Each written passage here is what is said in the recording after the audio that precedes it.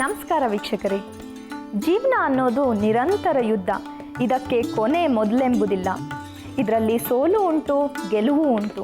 ಈ ನಿರಂತರ ಸೋಲು ಗೆಲುವಿನ ಹೋರಾಟಕ್ಕೆ ಬೇಕು ಆತ್ಮವಿಶ್ವಾಸ. ಅಷ್ಟೇ ಅಲ್ಲ, ಉತ್ತಮ ಆರೋಗ್ಯ ಕೂಡ. ಉತ್ತಮ ಆರೋಗ್ಯವನ್ನು ಹೇಗೆ ಪಡೆಯೋದು? ಚಿಂತೆ ಬೇಡ. ಅದಕ್ಕಾಗಿಯೇ ಇದೆ ನಮ್ಮ ನಿಮ್ಮೆಲ್ಲರ ಮೆಚ್ಚಿನ ಆಯುರ್ವೇದಂ ವಹಾಮ್ಯಹಂ ಕಾರ್ಯಕ್ರಮ. ಹಾಗಾದರೆ ಬನ್ನಿ ಸ್ನೇಹಿತರೆ, ಈ ಕಾರ್ಯಕ್ರಮದ ಮೂಲಕ ಆಯುರ್ವೇದದ ಉಪಯೋಗಗಳನ್ನ ತಿಳ್ಕೊಳ್ಳೋಣ. ಬನ್ನಿ, ಅವ್ರಿಗೆ ಸ್ವಾಗತ ಕೋರ್ತಾ ಇಂದಿನ ಕಾರ್ಯಕ್ರಮನ ಶುರು ಮಾಡೋಣ. ಆದರ್ಶ್ ಅವರೇ ನಮಸ್ಕಾರ. ನಮಸ್ಕಾರ. ನಮ್ಮ ಆಯುರ್ವೇದಂ ವಹಾಮ್ಯಹಂ ಕಾರ್ಯಕ್ರಮಕ್ಕೆ ಆತ್ಮೀಯ ಸ್ವಾಗತ. ಧನ್ಯವಾದಗಳು. ಆದರ್ಶ್ ಅವರೇ, ಈಗ ಮಲೇರಿಯಾ ಅನ್ನೋ ಒಂದು ಕಾಯಿಲೆ ತುಂಬ ಮಾರಣಾಂತಿಕ ರೋಗ ಅಂತ ಹೇಳ್ಬೋದು. ಮಲೇರಿಯಾ ಅನ್ನೋ ಹೆಸರು ಕೇಳಿದ ತಕ್ಷಣವೇ ಜನರಲ್ಲಿ ಒಂದು ಭಯ ಹುಟ್ಟುತ್ತೆ, ಭೀತಿ ಹುಟ್ಟುತ್ತೆ. ಹಾಗಾಗಿ ಈ ಮಲೇರಿಯಾ ಇದ್ರ ಬಗ್ಗೆ ತಿಳ್ಕೊಳ್ಳೋದು ತುಂಬಾ ಮುಖ್ಯ ಆಗುತ್ತೆ. ಈ ಕಾಯಿಲೆ ಹೇಗೆ ಬರುತ್ತೆ ಮತ್ತು ಇದಕ್ಕೆ ಪರಿಹಾರ ಏನು, ಇದ್ರ ಬಗ್ಗೆ ತಿಳಿಸ್ಕೊಡ್ತೀನಮ್ಮ. ಈಗ ಈ ಮಲೇರಿಯಾ ಅನ್ನೋ ಒಂದು ಕಾಯಿಲೆ ಹೇಗೆ ಬರುತ್ತೆ, ಇದು ಯಾವ ರೀತಿಯಾಗಿ ಹರಡುತ್ತೆ ಅನ್ನೋದು ಎಲ್ಲರಿಗೂ ಸರ್ವಸಾಮಾನ್ಯವಾಗಿ ಗೊತ್ತಿರುವಂಥ ಒಂದು ವಿಷಯ. ಈ ಮಲೇರಿಯಾ ಹರಡೋದು ಹೇಗಪ್ಪ ಅಂತಂದರೆ, ಇದೊಂದು ಕಾಂಟಿಜಿಯಸ್ ಅಂತಂದರೆ ಸಾಂಕ್ರಾಮಿಕ ರೋಗ ಅಂತೇಳಿ ಹೇಳ್ಬೋದು. ಮತ್ತು ಈ ಮಲೇರಿಯಾ ಬಂದ ನಂತರ ನಾವು ಯಾವ ರೀತಿಯ ಆಹಾರವನ್ನು ಸೇವಿಸಬೇಕು ಮತ್ತು ಆಹಾರವನ್ನು ಸೇವಿಸುವಾಗ ಯಾವ ರೀತಿಯ ಒಂದು ಮುಖ್ಯವಾದಂಥ ತರಕಾರಿಗಳೇ ಆಗಿರ್ಬೋದು, ಅಥವಾ ನಾವು ಸೇವಿಸುವಂಥ ದ್ರಾವ್ಯ ರೂಪದಲ್ಲಿರುವಂಥ ಹಾಲಾಗಿರ್ಬೋದು, ಅಥವಾ ಯಾವುದೇ ರೀತಿಯ ಒಂದು ಜ್ಯೂಸ್, ಹಣ್ಣಿನ ರಸವೇ ಆಗಿರ್ಬೋದು, ತುಂಬ ಮುಖ್ಯವಾಗಿ ಧ್ಯಾನವನ್ನು ನೀವು ವಹಿಸಿ ಇವತ್ತಿನ ದಿವಸ ಇದನ್ನು ಕೇಳಬೇಕಾಗತ್ತೆ. ಹೆಚ್ಚಾಗಿ ಈ ಒಂದು ಮಳೆಗಾಲ ಮತ್ತು ಈ ಚಳಿಗಾಲದಲ್ಲಿ ಹೆಚ್ಚಾಗಿ ಕಂಡುಬರುವಂಥ ಒಂದು ಸಮಸ್ಯೆ ಅಂತೇಳಿ ಹೇಳ್ಬೋದು. ನೀವು ಮಲೇರಿಯಾನ ಆದಷ್ಟು ಕಂಟ್ರೋಲ್ನಲ್ಲಿ ಇಟ್ಕೊಳ್ಳಿಲ್ಲ ಅಂತಂದರೆ ಅದು ಮುಂದೆ ತುಂಬ ಒಂದು ಮಾರಣಾಂತಿಕ ರೋಗವಾಗಿ ಅದು ಕಾಯಿಲೆಯಾಗಿ ಪರಿಗಣಿಸಲಾಗಿದೆ. ಆದ್ದರಿಂದ ಆದಷ್ಟು ಸೂಕ್ಷ್ಮ ರೀತಿಯಲ್ಲಿ ನಿಮ್ಮ ಒಂದು ಕೋಣೆ ಇರ್ಬೋದು, ನೀವು ಇರುವಂಥ ವಾಸಸ್ಥಳ ಇರ್ಬೋದು, ಅದನ್ನು ಸ್ವಚ್ಛತೆಯನ್ನು ನೀವು ಕಾಪಾಡಬೇಕಾಗತ್ತೆ. ಮತ್ತು ನಿಮ್ಮ ಅಕ್ಕಪಕ್ಕದಲ್ಲಿರುವಂಥ ವಾತಾವರಣವನ್ನು ಕೂಡ ನೀವು ಶುಚಿಯಾಗಿ ಸ್ವಚ್ಛವಾಗಿ ಇಟ್ಕೊಳ್ಬೇಕು. ಮತ್ತು ಕುಡಿಯುವಂಥ ನೀರೇನಿದೆ ಆದಷ್ಟು ಅಲ್ಲಿ ಯಾವುದೇ ರೀತಿಯ ಒಂದು ಬೇರೆ ಆಹಾರ ಪದಾರ್ಥಗಳನ್ನು ಇಟ್ಟಿರುವಂಥದ್ದು, ಕಂಟ್ಯಾಮಿನೇಷನ್ ಆಗುವಂಥದ್ದು ಅಥವಾ ಈ ರೀತಿಯ ಒಂದು ಯಾವುದೇ ರೀತಿಯ ತೊಂದರೆಗಳು ಕುಡಿಯುವ ನೀರಿಗೆ ಆಗಬಾರ್ದು. ಮತ್ತು ಆ ಕುಡಿಯುವ ನೀರಿನಿಂದ ಇದು ಹರಡುವಂಥ ಒಂದು ಕಾಯಿಲೆ ಕೂಡ ಆಗಿದೆ. ಮತ್ತು ಮಲೇರಿಯಾ ಬಂದ ನಂತರ ನೀವು ಆದಷ್ಟು ಮೊಸರು, ಬೆಣ್ಣೆ ಮತ್ತು ಈ ಮಜ್ಜಿಗೆಯ ಸೇವನೆ ಏನಿದೆ ಅದನ್ನು ಸಂಪೂರ್ಣವಾಗಿ ನಿಲ್ಲಿಸಬೇಕು. ನೀವು ಮಾಂಸಾಹಾರಿಗಳಾಗಿದ್ದರೆ ಸಂಪೂರ್ಣವಾಗಿ ಮಾಂಸಾಹಾರವನ್ನು ತ್ಯಜಿಸಬೇಕು ಅಂತೇಳಿ ಹೇಳ್ತೀನಿ. ಯಾಕಂತಂದರೆ ಮಾಂಸಾಹಾರದಿಂದ ಇನ್ನೂ ಹೆಚ್ಚು ಒಂದು ತೊಂದರೆ ನಿಮಗೆ ಆಗುತ್ತೆ ಅಂತೇಳಿ ಹೇಳ್ಬೋದು.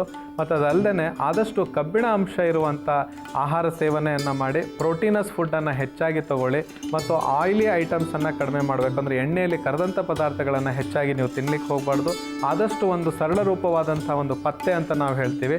ಅದಕ್ಕೆ ಈ ಅಕ್ಕಿ ಗಂಜಿ ಆಗಿರ್ಬೋದು, ರಾಗಿ ಅಂಬ್ಲಿ ಆಗಿರ್ಬೋದು, ಇಂಥದನ್ನು ನೀವು ತೆಗೆದುಕೊಳ್ಳೋದು ತುಂಬ ಉತ್ತಮ. ಆದಷ್ಟು ಬಿಸಿಯಾಗಿರುವಂಥ ಆಹಾರವನ್ನು ನೀವು ಸೇವಿಸೋದು ತುಂಬ ಉತ್ತಮವಾದಂಥ ಒಂದು ಫಲಿತಾಂಶವನ್ನು ತಂದುಕೊಡುತ್ತೆ.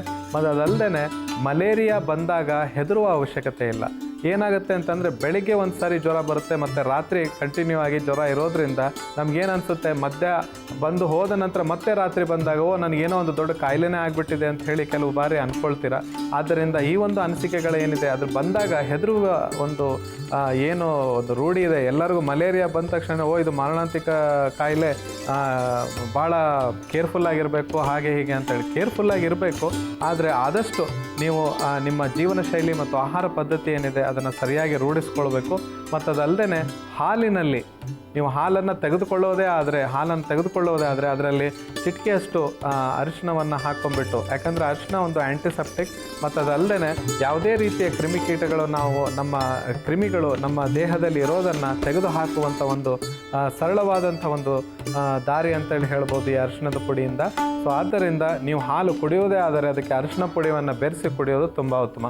ಮತ್ತು ಇದಲ್ಲದೆ ಇವತ್ತಿನ ದಿವಸ ನಾವು 2 ಪ್ರಯೋಗಗಳನ್ನು ತೋರಿಸ್ತಾ ಇದ್ದೀವಿ. ಮತ್ತು ಅದಲ್ಲದೆ ಒಂದು ಗ್ಲಾಸಿಗೆ ನೀವು ತುಳಸಿ ಎಲೆಯನ್ನು ಹಾಕಿ 2 ಲವಂಗವನ್ನು ಹಾಕಿ ಅದನ್ನು ಬಿಸಿ ಮಾಡಿ ಕುಡಿಯೋದು ಕೂಡ ಉತ್ತಮವಾದಂಥ ಒಂದು ಫಲಿತಾಂಶವನ್ನು ತಂದುಕೊಡುತ್ತೆ. ಆ ಔಷಧಿಗಳನ್ನು ಸೇವಿಸಿದ ನಂತರ, ಆಹಾರವನ್ನು ತೆಗೆದುಕೊಂಡ ನಂತರ ಆದಷ್ಟು ಫ್ರೀಯಾಗಿ ಕೂತ್ಕೊಳ್ಳೋದು, ಸ್ವಲ್ಪ ಒಂದು ಒಳ್ಳೆಯ ವಾತಾವರಣದಲ್ಲಿ ಹಾಗೆ ನಡೆದಾಡ್ಕೊಂಡಿರೋದು ತುಂಬ ಒಳ್ಳೆಯದಂತೇಳಿ ಹೇಳ್ಬೋದು. ಆದಷ್ಟು ಆಯಾಸ ಪಡೆದಿರಿ. ಮತ್ತು ಅದಲ್ಲದೆ ಹೆಚ್ಚು ಬಿಸಿ ನೀರಿನ ಸೇವನೆಯನ್ನು ಮಾಡೋದು ತುಂಬ ಉತ್ತಮ. ಮತ್ತು ಮೂತ್ರ ಅನ್ನು ತಡೆಗಟ್ಟೋದು ಈ ಒಂದು ಸಮಯದಲ್ಲಿ ಒಳ್ಳೆಯದಲ್ಲ. ಆದಷ್ಟು ಮೂತ್ರ ಬಂದರೆ ನೀವು ಮೂತ್ರ ವಿಸರ್ಜನೆ ಮಾಡೋದು ತುಂಬ ಉತ್ತಮ. ಆಮೇಲೆ ಮಲಬದ್ಧತೆಯ ಕಾರಣಗಳು ಹೆಚ್ಚಾಗಿ ಕಂಡುಬರುತ್ತೆ. ಯಾಕಂತಂದರೆ ನೀವು ತಗೊಳ್ಳುವಂಥ ಆಹಾರದ ಟೈಮಿಂಗ್ಸ್ ಚೇಂಜ್ ಆಗುತ್ತೆ.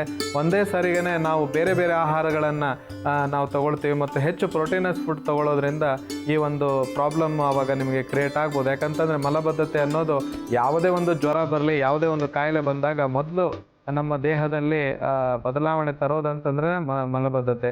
ಆದಷ್ಟು ಮಲ ವಿಸರ್ಜನೆ ಮತ್ತು ಮೂತ್ರ ವಿಸರ್ಜನೆ ತುಂಬ ಮುಖ್ಯವಾದಂಥದ್ದು. ನೀವು ಬೆಳಿಗ್ಗೆ ಎದ್ದು ಈ 1-2 ಕಾರ್ಯಗಳನ್ನು ನೀವು ಮುಗಿಸಿದ ನಂತರ ಬಿಸಿ ನೀರಿನಲ್ಲಿ ನಾನು ಮೊದಲಿಗೆ ಹೇಳಿದಂಥ ಇವತ್ತಿನ ಏನು ಪ್ರಯೋಗಗಳಿವೆ ಅದನ್ನು ನೀವು ಮಾಡಿ ಮತ್ತು ಈ ಒಂದು ಮಲೇರಿಯಾ ಎಂಬ ರೋಗದಿಂದ ಗುಣ ಹೊಂದಿರಿ. ಬನ್ನಿ ವೀಕ್ಷಕರೇ, ಈ ಮಲೇರಿಯಾಕ್ಕೆ ನಾವು ಒಂದು ಕಷಾಯವನ್ನು ತಯಾರಿಸ್ತಾ ಇದ್ದೀವಿ. ಅದಕ್ಕೆ ಬೇಕಾಗಿರುವಂಥ ಪದಾರ್ಥ ಏನಂತ ಹೇಳಿ ನೋಟ್ ಮಾಡ್ಕೊಳ್ಳಿ. ಚಕ್ಕೆ, ಕರಿಮೆಣಸಿನಕಾಳು, ನಿಂಬೆಹಣ್ಣು ಹಾಗೂ ಜೇನುತುಪ್ಪ, ಇಷ್ಟು ಇದಕ್ಕೆ ಬೇಕಾಗಿರುವಂಥ ಸಾಮಗ್ರಿಗಳು. ಮೊದಲಿಗೆ 1 ಗ್ಲಾಸು ನೀರನ್ನು ಹಾಕ್ಕೊಳ್ಬೇಕು.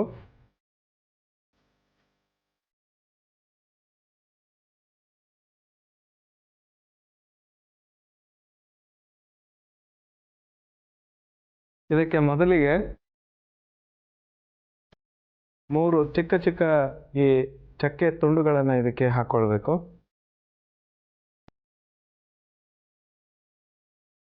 ಒಂದು ಅರ್ಧ ಟೀ ಸ್ಪೂನಷ್ಟು ಕರಿಮೆಣಸಿನಕಾಳು, ಇವೆರಡನ್ನು ಹಾಕಿ ನೀರನ್ನು ಚೆನ್ನಾಗಿ ಕುದಿಸಿದ ನಂತರ ನಾವು ನಿಂಬೆಹಣ್ಣಿನ ರಸ ಮತ್ತು ಜೇನುತುಪ್ಪವನ್ನು ಬೆರೆಸಿ ಇದನ್ನು ಕುಡಿಬೇಕಾಗುತ್ತೆ. ನಿಮ್ಗೆ ಅನಿಸ್ತಾ ಇರ್ಬೋದು ಎಷ್ಟು ತುಂಬ ಸರಳವಾದಂಥ ಒಂದು ಸಾಮಗ್ರಿಗಳನ್ನು ನಾವಿಲ್ಲಿ ತೆಗೆದುಕೊಂಡು ಈ ಮಲೇರಿಯಾ ಅಂತ ಕಾಯಿಲೆಯನ್ನು ಹೊರದೋಡಿಸ್ಬೋದು ಅಂತ ಹೇಳಿ. ವೀಕ್ಷಕರೇ, ಈಗ ಇದು ತುಂಬ ಒಂದು ಸರಳವಾದಂಥ ಒಂದು ಪದ್ಧತಿಯನ್ನು ನಾನು ಹೇಳ್ಕೊಟ್ಟಿದ್ದೀನಿ.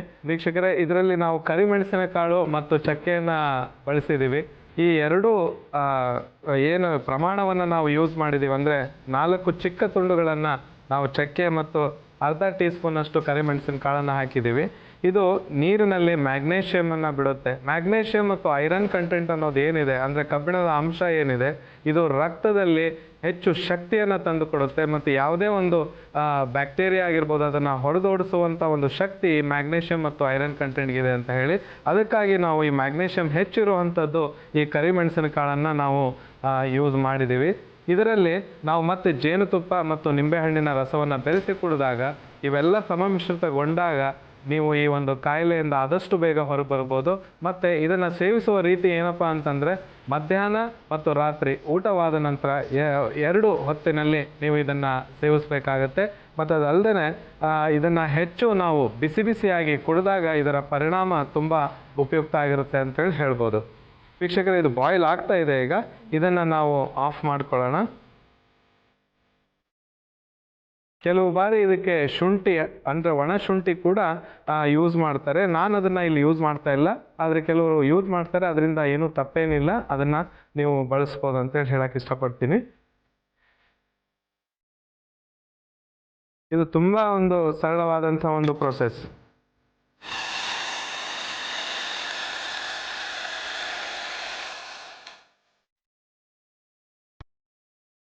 ಈ ಒಂದು ಕಷಾಯಕ್ಕೆ ನಾವು ಅರ್ಧ ಟೀ ಸ್ಪೂನಷ್ಟು ಜೇನುತುಪ್ಪವನ್ನು ಹಾಕಬೇಕು.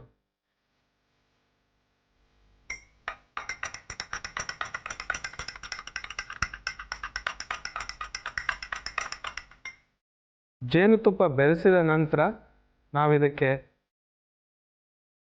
ಅರ್ಧ ನಿಂಬೆಹಣ್ಣನ್ನು ಇಲ್ಲಿ ತೆಗೆದುಕೊಂಡಿದ್ದೇವೆ. ಅದರಲ್ಲಿ 1/4 ಭಾಗದಷ್ಟು ನಿಂಬೆಹಣ್ಣಿನ ರಸವನ್ನು ನಾವಿಲ್ಲಿ ಯೂಸ್ ಮಾಡ್ತಾ ಇದ್ದೇವೆ.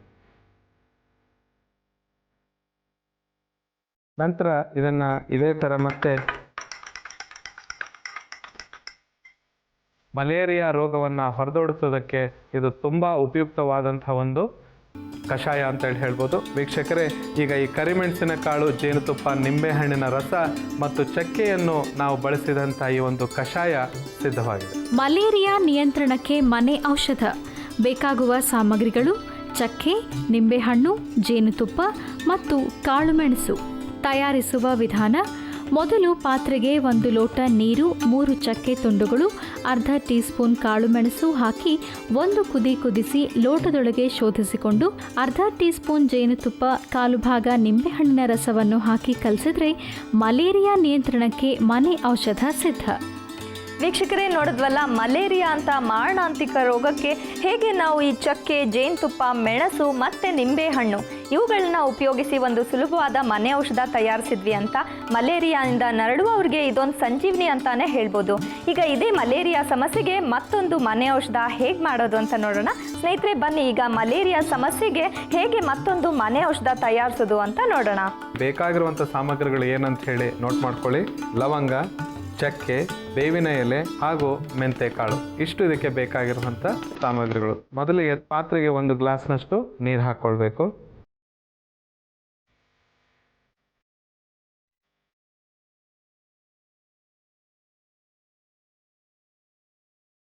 ಇದು ಸರಳವಾಗಿದ್ರೂ ಇದರಲ್ಲಿ ನಾವು ಸಾಮಗ್ರಿಗಳ ಏನು ಬಳಸ್ತಾ ಇದ್ದೀವಿ ಅದರ ಪ್ರಮಾಣ ಏನಿದೆ ಅದು ಬಹಳ ಮುಖ್ಯವಾದಂಥದ್ದು. 1/4 ಚಮಚದಷ್ಟು ಮೆಂತೆಕಾಳು, 3 ರಿಂದ 4 ಲವಂಗ,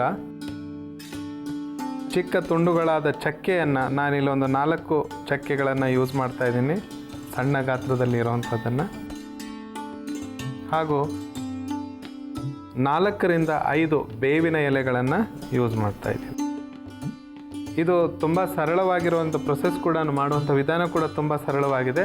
ಈ ನೀರು ಚೆನ್ನಾಗಿ 2 ರಿಂದ 3 ಕುದಿ ಬಂದ ನಂತರ ಆಫ್ ಮಾಡಿಕೊಂಡು ಇದನ್ನು ನಾವು ಸೋಸ್ಕೊಂಡು ನಂತರ ಇದನ್ನು ಬೆಳಿಗ್ಗೆ ಬ್ರೇಕ್ಫಾಸ್ಟ್ಗಿಂತ ಮುಂಚೆ, ತಿಂಡಿ ತಿನ್ನೋದಕ್ಕಿಂತ ಮುಂಚೆ ನಾವಿದನ್ನು ತೆಗೆದುಕೊಳ್ಬೇಕು ಮತ್ತು ರಾತ್ರಿ ಮಲಗೋದಕ್ಕೆ 1 ಅವರ್ ಮುಂಚೆ ನಾವಿದನ್ನು ತೆಗೆದುಕೊಳ್ಬೇಕಾಗತ್ತೆ. ಈಗ ತುಂಬ ಜನರು ನೋಡಿರ್ತೀನಿ ನಾನು, ಯಾಕಂತಂದರೆ ಇವರಿಗೆ ಈ ಮಲೇರಿಯಾ ಬಂದಾಗ ಇಂಗ್ಲೀಷ್ ಮೆಡಿಸನನ್ನು ತೊಗೊಳ್ತಾ ಇರ್ತಾರೆ. ಆವಾಗ ನನಗೆ ಫೋನ್ ಮಾಡಿ ಕೇಳ್ತಾ ಇರ್ತಾರೆ, ಸರ್ ನಾವು ಇಂಗ್ಲೀಷ್ ಮೆಡಿಸನ್ ತೊಗೊಳ್ತಾ ಇದ್ದೀವಿ, ಆದ್ರೂ ನಾವು ಈ ಒಂದು ಕಷಾಯವನ್ನು ತೊಗೊಂಡ್ರೆ ಯಾವುದು ಬೇರೆ ರೀತಿಯ ಸೈಡ್ ಎಫೆಕ್ಟ್ಸ್ಗಳು ಏನಾಗೋದಿಲ್ವಾ ಅಂತ ಹೇಳಿ. ಯಾವುದೇ ವಿಚಾರ, ಯಾವುದೇ ಚಿಂತೆಗಳು ಬೇಡ. ನೀವು ಆದಷ್ಟು ಇದನ್ನು ಈ ರೀತಿ ನಾನು ಹೇಳಿದಂಥ ಒಂದು ಸರಳವಾದ ರೀತಿಯಲ್ಲಿ ಮಾಡಿ ಇದನ್ನು ತಗೊಳ್ತಾ ಬನ್ನಿ. ಯಾವ ರೀತಿಯ ತೊಂದರೆಗಳು ಆಗೋದಿಲ್ಲ. ಇಂಗ್ಲೀಷ್ ಮೆಡಿಸನ್ಸ್ಗೂ ಅಥವಾ ಇದಕ್ಕೆ ಯಾವ ರೀತಿಯ ಒಂದು ತೊಂದರೆಯನ್ನು ಉಂಟು ಮಾಡುವಂಥ ಒಂದು ಕಷಾಯ ಇದೇನಲ್ಲ. ಆದಷ್ಟು ನೀವು ಆಯುರ್ವೇದ ಮನೆ ಔಷಧಿಗಳನ್ನು ಹೆಚ್ಚು ಬಳಕೆ ಮಾಡಿಕೊಂಡು ಇಂಗ್ಲೀಷ್ ಔಷಧಿಗಳನ್ನು ಬಿಟ್ಟು ಇವನ್ನು ಯೂಸ್ ಮಾಡೋದ್ರಿಂದ ನಿಮಗೆ ಹೆಚ್ಚು ಒಂದು ಉಪಯೋಗಕಾರಿಯಾಗುತ್ತೆ ಮತ್ತು ಬಹಳ ಸರಳವಾಗಿ ನೀವು ಪ್ರತಿಯೊಂದು ಕಾಯಿಲೆಗೆ ನಾನು ಮತ್ತೆ ಹೇಳ್ಕೊಟ್ಟಿದ್ದೀನಿ, ಅದರ ಉಪಯೋಗಗಳನ್ನು ನೀವು ತೆಗೆದುಕೊಳ್ಬೋದು. ಆದಷ್ಟು ಈ ಮಲೇರಿಯಾ ರೋಗದಿಂದ ಮುಕ್ತಿ ಪಡಲಿಕ್ಕೆ ಈ ಬೇವಿನ ಒಂದು ಎಲೆ ಏನಿದೆ ಅದು ಯಾವ ಪಾತ್ರ ವಹಿಸುತ್ತೆ, ಏನಂತ? ಇದು ಮುಖ್ಯವಾಗಿ ಏನು ಅಂತಂದರೆ, ಈ ಒಂದು ಕಷಾಯ ನಾವೇನು ತಯಾರಿಸ್ತಾ ಇದ್ದೀವಿ ಇದು ರಾತ್ರಿ ಮತ್ತು ಬೆಳಿಗ್ಗೆ ಹೊತ್ತಿನಲ್ಲಿ ಜ್ವರ ಬಂದಾಗ ಅದನ್ನು ಕಡಿಮೆ ಮಾಡುವಂಥ ಶಕ್ತಿ ಈ ಒಂದು ಕಷಾಯಕ್ಕಿದೆ. ಇದು ನಿಯಂತ್ರಣವನ್ನುಗೊಳಿಸುತ್ತೆ, ಜ್ವರವನ್ನು ನಿಯಂತ್ರಣಗೊಳಿಸುವಂಥ ಶಕ್ತಿ ಈ ಕಷಾಯಕ್ಕಿರೋದ್ರಿಂದ ಇದು ಬಹಳ ಮುಖ್ಯವಾದಂಥ ಒಂದು ಕಷಾಯ. ಮಲೇರಿಯಾ ಒಂದು ಕಾಯಿಲೆ ಬಂದಾಗ ಇದನ್ನು ಬಳಸೋದು ತುಂಬ ಉಪಯೋಗವನ್ನು ನೀವು ಪಡ್ಕೊಳ್ಬಹುದು. ಈಗ ಇದು ಸಿದ್ಧವಾಗಿದೆ.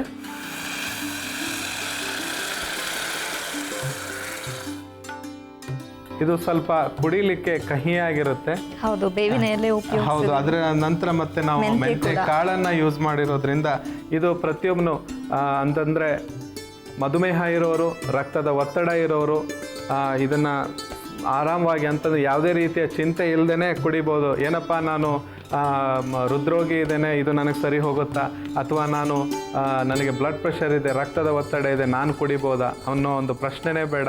ಮಲೇರಿಯಾ ಕಾಯಿಲೆ ಬಂದಾಗ ಯಾವುದೇ ಬೇರೆ ನಿಮಗೆ ಕಾಯಿಲೆಗಳಿದ್ರೂ ಇಂಥ ಒಂದು ಕಷಾಯ ಮಾಡಿ ಕುಡಿಯೋದು ತುಂಬ ಉತ್ತಮ ಅಂತೇಳಿ ಹೇಳ್ಬೋದು. ವೀಕ್ಷಕರೇ, ಈಗ ಈ ಚಕ್ಕೆ, ಲವಂಗ, ಮೆಂತೆಕಾಳು ಹಾಗೂ ಬೇವಿನ ಎಲೆಯಿಂದ ತಯಾರಿಸಿದಂಥ ಕಷಾಯ ಸಿದ್ಧವಾಗಿದೆ. ಮಲೇರಿಯಾ ನಿಯಂತ್ರಣಕ್ಕೆ ಮನೆ ಔಷಧ ಬೇಕಾಗುವ ಸಾಮಗ್ರಿಗಳು: ಲವಂಗ, ಚಕ್ಕೆ, ಬೇವಿನ ಎಲೆ ಮತ್ತು ಮೆಂತ್ಯಕಾಳು. ತಯಾರಿಸುವ ವಿಧಾನ: ಮೊದಲು ಪಾತ್ರೆಗೆ 1 ಲೋಟ ನೀರು, 1/4 ಚಮಚ ಮೆಂತ್ಯಕಾಳು, 3 ರಿಂದ 4 ಲವಂಗ, 3 ರಿಂದ 4 ಚಕ್ಕೆ ತುಂಡು, 4 ರಿಂದ 5 ಬೇವಿನ ಎಲೆಗಳನ್ನು ಹಾಕಿ 2 ಕುದಿ ಕುದಿಸಿ ಲೋಟದೊಳಗೆ ಶೋಧಿಸಿಕೊಂಡ್ರೆ ಮಲೇರಿಯಾ ನಿಯಂತ್ರಣಕ್ಕೆ ಮನೆ ಔಷಧ ಸಿದ್ಧ.